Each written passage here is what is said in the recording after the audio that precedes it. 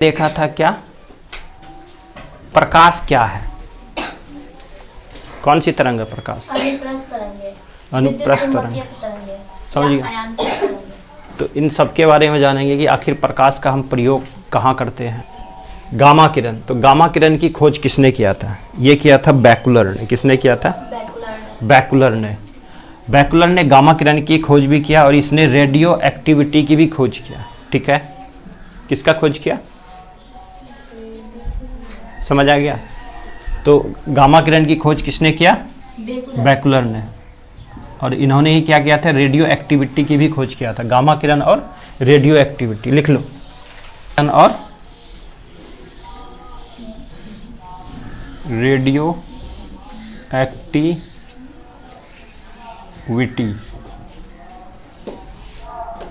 Radio activity की भी खोज किसने किया? इसी ने। देखो गामा किरण, ये बार बार क्वेश्चन आता है, वेरी वेरी वेरी इंपॉर्टेंट है। सबसे अधिक भेदन क्षमता किस किरण का होता है? समझिए, नोट करके लिख लो, और ये वेरी इंपॉर्टेंट है। वो है गामा किरण का ही। गामा किरण का जो भेदन क्षमता होता है बहुत अधिक होता है, और इसलिए इसका प्रयोग नाभिक के अभिक्रिया में होता है। समझ गया? और इसलिए इसका प्रयोग हम कृत्रिम रेडियोधर्मिता में भी प्रयोग करते हैं। समझा? इसलिए किया जाता है। दूसरा है एक्स किरण, जो हम लोग एक्सरे करवाने के लिए जाते हैं ना। एक्सरे से क्या करवाते हैं? हड्डियों का चित्र लिया जाता है ना। एक्सरे एक से जो हम एक्सरे से हम क्या करवाते हैं? हड्डियों का चित्र लेते हैं, है ना। जो हमारे बॉन्स है उसका क्या लिया जाता है? इमेज लिया जाता है। तो एक्स किरणों की खोज किसने किया था? रोंटगन ने। किसने किया? रोंटगन ने किया। ये चिकित्सा पद्धति में प्रयोग किया होता है। किसके लिए? एक्सरे के लिए। और भी प्रयोग किए जाते हैं, कई बीमारियों के लिए भी किया जाता है, बीमारियों को सही करने के लिए भी किया जाता है, हड्डियों का चित्र लेने के लिए किया जाता है, बहुत चीज़ में होता है चिकित्सा में। और इसका औद्योगिक क्षेत्र में भी होता है, जो बड़े बड़े इंडस्ट्रीज एरिया है उसमें भी प्रयोग होता है इसे, इसलिए ये भी इम्पोर्टेंट है। समझ गया? एक्सरे की खोज किसने किया? रोंटगन ने। इसे देखा? रोमर ने देखा, रिटर्न नहीं, रोमर था वो। सबसे पहले प्रकाश को किसने देखा? रोमर ने। ठीक है, तो ये समझ आ गया। एक्स किरणें, रोंटगन चिकित्सा पद्धति में, जैसे तुम देखते होगा एक्सरे में और इन सभी में। अगला है पराबैंगनी किरणें। पराबैंगनी किरणें कहाँ से आती है? अरे सूर्य से आने वाली जो आनुवंशिक होती है किरणें, वो पराबैंगनी किरणें। कौन अवशोषित कर लेता है? समताप मंडल। ठीक है, ओजोन परत कहाँ पाया जाता है? चलो, तो पराबैंगनी किरणें जिसे बोलते हैं यूवी रे, क्या बोलते हैं? UV ray. इसको किया था रिटर ने खोज। किसने किया? रिटर ने। इसका प्रयोग हम कहाँ करते हैं? सेकाई करने में, मतलब कहाँ? चिकित्सा पद्धति में। दूसरा है प्रकाश विद्युत प्रभाव के लिए करते हैं। किसके लिए करते हैं? प्रकाश विद्युत प्रभाव के लिए, बैक्टीरिया को नष्ट करने के लिए। इसमें क्या होता है, जैसे किसी को कैंसर हो जाता है ना, उसके अंदर क्या होता है? हमारे बैक्टीरियाज हो जाते हैं। ठीक है, उनको नष्ट करने के लिए किया जाता है। वैसे जो कैंसर हो जाता है उसको क्या दिया जाता है? केमोथेरेपी किया जाता है। समझ गए? लिखो, किसी को अगर कैंसर हो जाए तो उसको जो सिकाई करके उसके जो क्या बोलते हैं सेल्स जो जमा हो जाते हैं उसको खत्म करने के लिए क्या करते हैं? केमोथेरेपी करते हैं। कैंसर के उपचार के लिए क्या किया जाता है? केमोथेरेपी दिया जाता है। चलो लिख लिए। चलो अगला क्या है? दृश्य विकिरण। क्या है?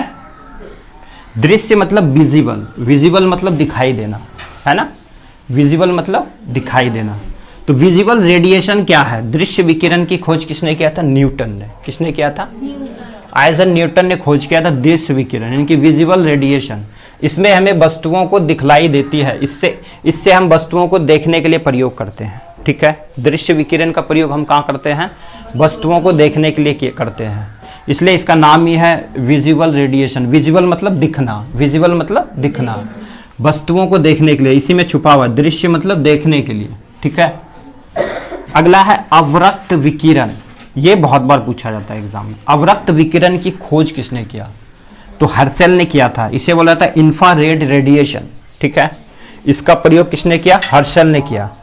इसका प्रयोग करते कोहरे में भी फोटोग्राफी करने के लिए, जैसे कोई मूवी बनाई जाती है ना, मूवी क्या हर समय शूटिंग होता है? जैसे तुमने देखा होगा कि ज़्यादातर ठंड में शूटिंग किया जाता है बर्फीले इलाकों में, तो वहाँ कोहरा छाया होगा ना, लेकिन फिर भी हमें क्या है पूरा साफ दिखाई देता है। तो वो होता है कोहरे में भी हम फोटोग्राफी कर सकते हैं, है ना। कोहरा हट जाएगा उससे और वो हमें आदमी भी दिखता है। तो वो कहाँ होता है? कोहरे में भी फोटोग्राफी करने के लिए किसका प्रयोग करते हैं? अवरक्त विकिरण का। रोगियों की सिकाई के लिए भी करते हैं, ठीक है। कई चीज़ों में जो बीमारियां हो जाती है उसकी सिकाई करने के लिए प्रयोग किया जाता है। ये टीवी का रिमोट जो होता है, तुमने देखा होगा टीवी का रिमोट जो दबाते हैं उसमें एक लाइट जलता है कुछ, उसमें भी क्या निकलता है? किरण। वो कौन सी किरण है? अवरक्त किरण। कौन सा है? उसको तुम अगर दीवार, इधर भी टीवी होगा, तुम दीवार के साइड भी अगर उसको क्लिक करोगे तब भी वो बंद हो जाता है। तुम उसके साइड से भी करोगे तब भी बंद हो जाएगा, क्योंकि तुम्हारे कमरे में क्या है? अवरक्त विकिरण फैलेगा। तो यहाँ से क्या होगा? अगर तुम नीचे की ओर करोगे तो नहीं होगा, इसका जो प्रकाश है वो यहाँ से टकरा करके रिफ्लेक्टेड होना चाहिए। कभी रिमोट का यूज करोगे ना घर में, तो उसका प्रयोग तुम कर सकते हो, रिफ्लेक्टेड होना चाहिए। चलो अगला है लघु रेडियो तरंग। क्या है? लघु रेडियो तरंग। शॉर्ट रेडियो वेव कहते हैं। इसका खोज किसने किया? हेनरी हर्ट्ज ने किया था। किसने किया? तो लघु रेडियो तरंग का प्रयोग भी हम रेडियो में करते हैं, टीवी में करते हैं और टेलीफोन के अंदर किया जाता है, ठीक है, संचार उपग्रह के लिए। दीर्घ रेडियो तरंग भी सेम ही है, थोड़ा लंबा। इसमें भी हम रेडियो के लिए करते हैं, टीवी के लिए करते हैं। और इसका खोज किसने किया? मार्कोनी। अब इसमें तुम कंफ्यूजन होगा, इसलिए दोनों को अच्छे से याद करोगे। दीर्घ मतलब मार्कोनी, लघु मतलब हेनरी हर्ट्ज, ठीक है। लघु को सबसे छोटा शॉर्ट वेव की खोज किसने किया? हेनरी हर्ट्ज ने। और दीर्घ रेडियो की तरंग किसने किया? मार्कोनी ने किया। याद हो जाएगा। सबसे पहले गामा किरण, वेरी इंपॉर्टेंट है, भेदन क्षमता सबसे अधिक किसने खोज किया? बैकुलर ने। एक्स किरणों की खोज रॉन्टजन ने। ये दोनों बहुत अधिक बार पूछता है। परावैंगनिक किरणों का रिटर ने। दृश्य विकिरण का न्यूटन ने। अवरक्त विकिरण का हर्शल ने। लघु रेडियो तरंग का हेनरी हर्ट्ज और दीर्घ रेडियो तरंग का मार्कोनी, ठीक है।